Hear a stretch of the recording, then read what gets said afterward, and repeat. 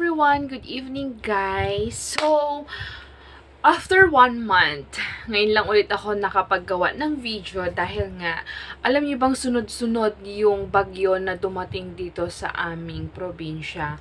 Nagsimula kay Marce, kay Nika, kay Ophel, tapos itong pinakamalakas na huli is yung si Pepito.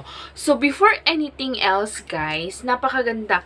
Sobrang thank you po sa mga nanonood ng aking views and sa aking mga subscribers. Continue watching my videos even though sometimes hindi po ako nakakapag-update ng mga video. So, guys, today's topic for tonight is simple lang naman ang topic natin. Bakit minsan kailangan nating patulan yung mga taong sumusobra na?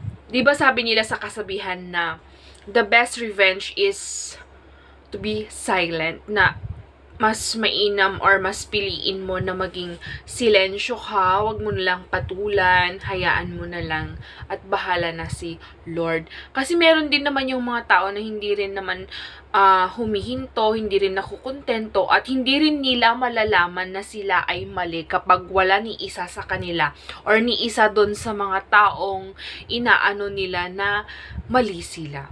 So guys, this is a short lesson for everyone na hindi porket sinabi natin na mas maganda o mas tahimik yung buhay natin pag wala tayong kaaway, wala tayong nakaka-argue. Pero sometimes kasi mas nafe-feel natin yung worth natin.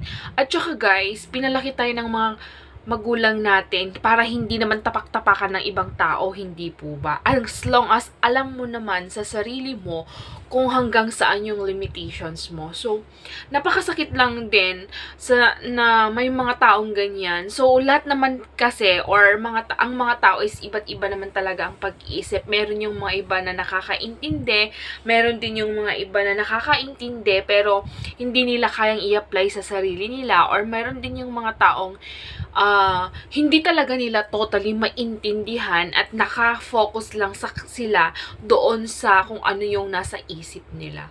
So guys, yun lang. Thank you so much and God bless everyone. Please follow my YouTube channel, Ilocanjos Vlog Pontino, and please manood po kayo ng mga videos this upcoming.